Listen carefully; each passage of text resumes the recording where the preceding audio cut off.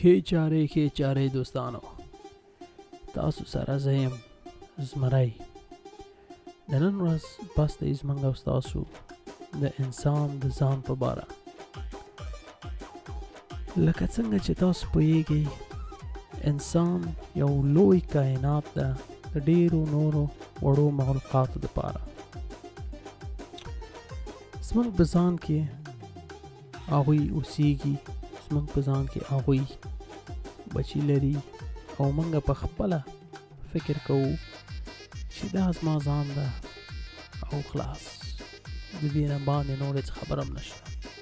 او چې کله مې سر خوږېږي یا مې لاس پرې کېږي لږ څه یا مې نوک په خپله راخېږي، دا بس همداسې باید وشي. دا داسې نه ده دوستانو، د دې شاته ډېر لوی راز ده، ډېر لوی کار ده او زمونږ د پوهې نه ډېر لرې ده فعلا، ځکه چې داسې میکروسکوپ تر اوسه نه ده جوړ شوی چې هغه عمره لرې وګوري چې موږ هغه واړه میکروب یا هغه مخلوق ووینو چې هغوی څنګه یو شی جوړوي.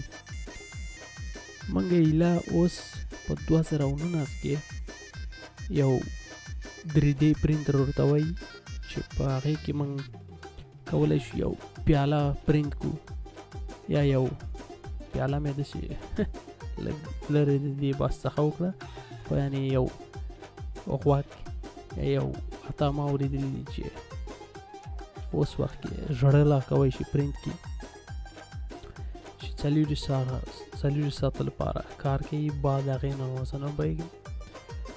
خو دا به یو ډېره ښه هغې راتلونکي به موږ نور هم په دې برخه کې پوهې وینو.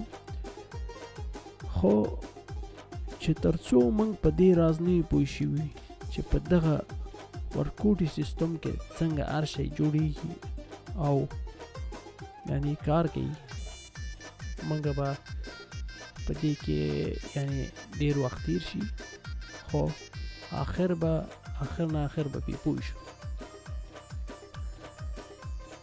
خو مهمه دا ده دوستانو، یو مهمه شعر ده چې ما ته اوس سر ته راغی، یو شاعر د ایرانی ویلی دي چې وایي کله چې ما خدای پسې لټنه کوله ما ځان پیدا کړ، او کله چې ما ځان پسې لټنه کوله نو بیا ما خدای پیدا کړ. دا وه دوستانو د نن ورځ ویډیو. زه نه پوهېږم چې تاسو ته به یې خوند درکړی او یا که نه، خو زما دا ویډیو پر تاسو پیرزو وه او تاسو سره و زمری. ښه وختونه او تر بل ځلي خدای